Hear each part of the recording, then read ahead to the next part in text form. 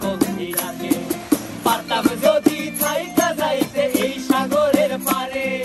ঝিনুক মালা গাই থাকাটা